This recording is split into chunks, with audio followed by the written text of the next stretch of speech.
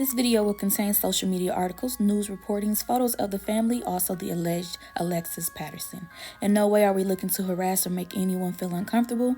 The city of Milwaukee just wants to know what happened to Alexis Patterson. All information is just speculation. So this is the story of Alexis Patterson, the 7-year-old who disappeared from Highmount Community School May 3rd, 2002. The story goes that Patterson was last seen May 3rd, 2002 when she walked to first grade at Highmount Community School in Milwaukee by her stepfather. When the family was interviewed, it was said that she was upset that day because today is her snack day, but she hadn't been too good with her homework, so we didn't let her take her snacks. This is what the stepfather said. Her stepfather said goodbye, and that was the last time anyone would see Alexis Patterson. She never showed up for class. Now, here's the thing. If you went to Highmount, like I went to Highmount, when Alexis Patterson was attending Highmount, you would know that I don't recall ever a day where there was not a teacher on the playground or many teachers on the playground with the students as we were headed to the playground or heading into the building. So it's very odd, very strange that no one's seen her. Nobody saw her crossing the street, nothing. She just completely vanished. I went to Highmount and I positively can recall there always being some sort of adult presence on the playground, teachers, administrators, someone. So this story is very, very odd. Alexis Patterson was last seen wearing a red hooded jacket with a gray stripe on the sleeves, a purple shirt, light colored blue jeans, and white Nike tennis shoes. She wore her hair in 2 braids pulled back into 1 ponytail and was carrying a pink Barbie book bag. She was reported missing by her mother, Ayanna Patterson, that Friday morning at approximately 8 a.m. from the location of Highmount School, which is 4921 West Garfield Street in Milwaukee, Wisconsin. In the days that followed, police went door to door asking people whether they'd seen the missing girl. Still, there was no sign of her. The search was expanded. Divers searched the lagoon in Washington Park. Officers on horseback searched the ground, while helicopters took to the sky. Volunteers joined their search efforts as well. Still, Alexis Patterson was nowhere to be found. Soon, the case of the missing 7-year-old made national headlines. 1 year after she vanished, investigators were still no closer to finding her.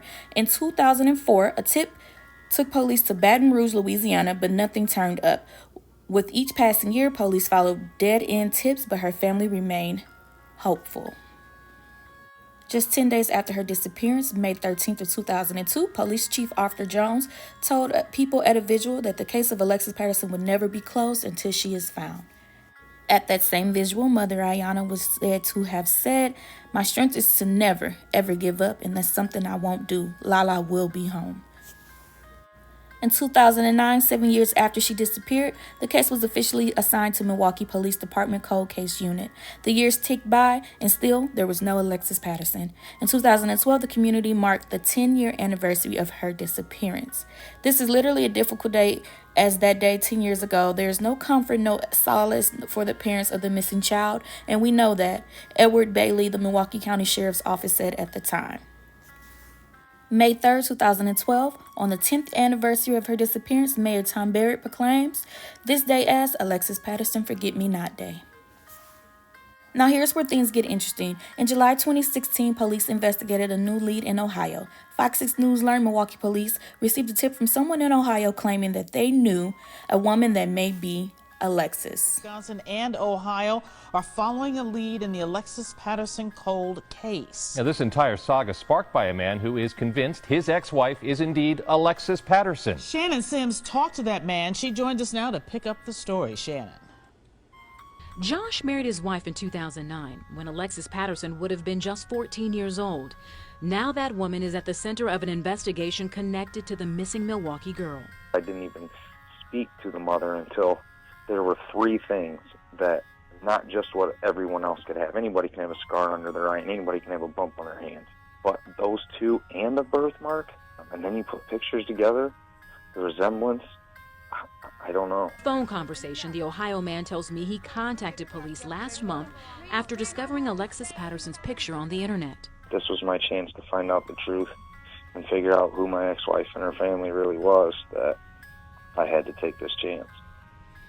I've wanted to know for years. Josh says he took a huge leap of faith and traveled to Milwaukee with his son. He met Ayanna Patterson, Alexis's mother. He believes she is his child's grandmother. Like he knew her his whole life. He knew the kids his whole life. Like it was meant to be. My son has never been happier in the 6 years he's been alive. Bryan, Ohio police confirmed that they interviewed Josh's ex-wife and took a DNA sample.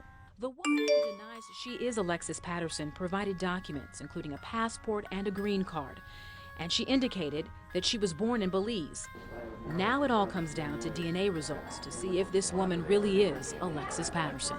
We have our own kit that we know hasn't been tampered with in any way, and we have the other kit.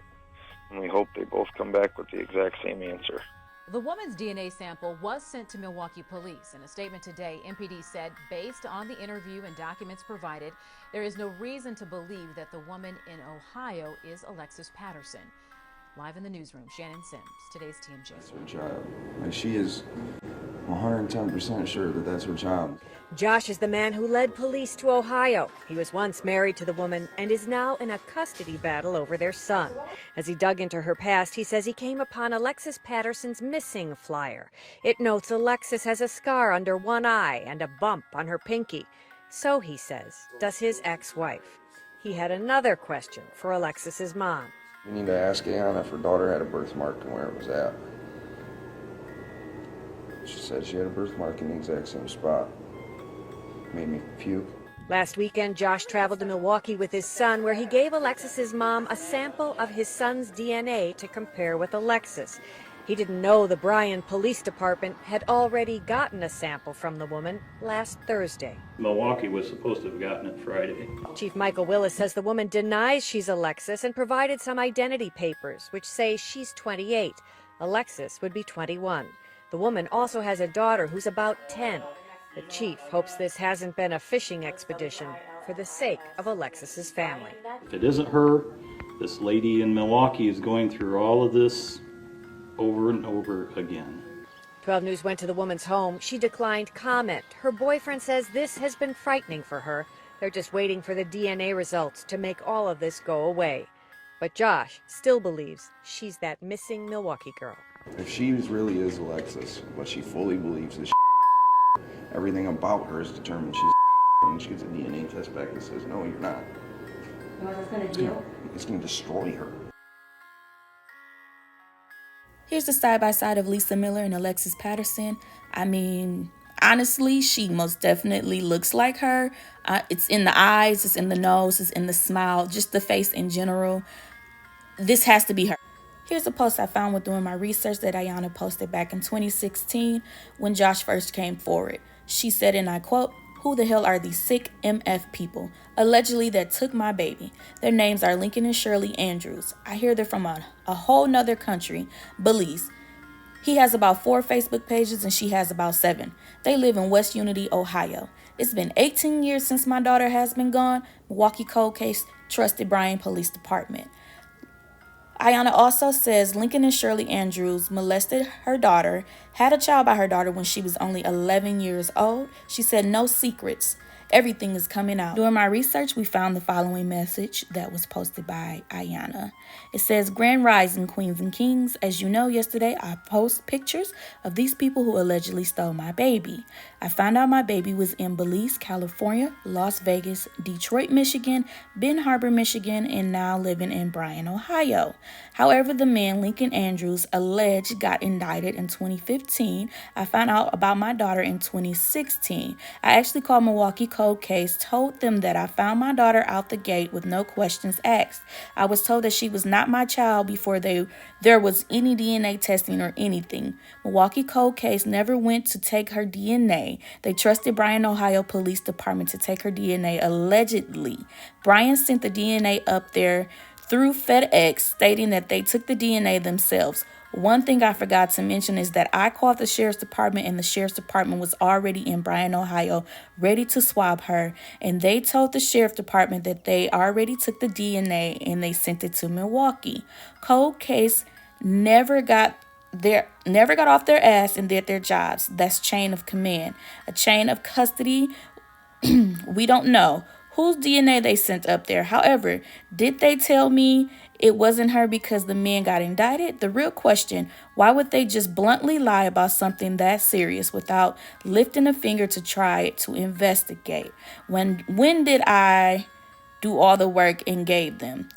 They still never did shit but made empty promises. Milwaukee cold case, no, they was played by these people because they was lazy and they told me going down there was against the jurisdiction. But it wasn't nothing for the Milwaukee County Sheriff's Department to go and swap her as they tried to. And they wasn't even on her case. My baby is still down there with these people, with children living with lies and confusion, but with the kind of mother she will never allow it. I got the results on the media. I didn't get a call till after they released it on the media, stating that Lisa is not Alexis. I don't believe that. Absolutely not. And the reason why is because I just gave the MPD my DNA yesterday, okay? And they told me, the lieutenant, I talked to the lieutenant today, he told me that they matched Lisa's DNA with the DNA that they got 14 years ago of Alexis's. Well, first of all, who gave you the DNA 14 years ago? You never received the DNA from me. What DNA did you use? From a toothbrush? Nah. Give me the real DNA. Use my DNA. Put my DNA to Lisa's DNA and take it from there. And if the test come back stating that she's not mine, then that's when I will accept it. But right now, I'm not accepting it because she's too much like me. How does she have the same mole right here that I have, that my daughters have, and her granddaughter, and her daughter have? She has the same birthmark as Alexis had when Alexis was first born. She has the same mark on her eye, the right eye, what my daughter had, okay? She has the same bump, and she has the same mole on her nose right here, too. We're too much alike for this not to be my child. I worry about my daughter every day. I've been worried about my baby for 14 years. You understand? And then now that I finally got a nice, I feel like a solid clue, you know what I'm saying, a solid lead, y'all gonna tell me that it's not her? It hurts. It really hurts. I will continue to search. I will continue to search for her. I will never stop until she come home.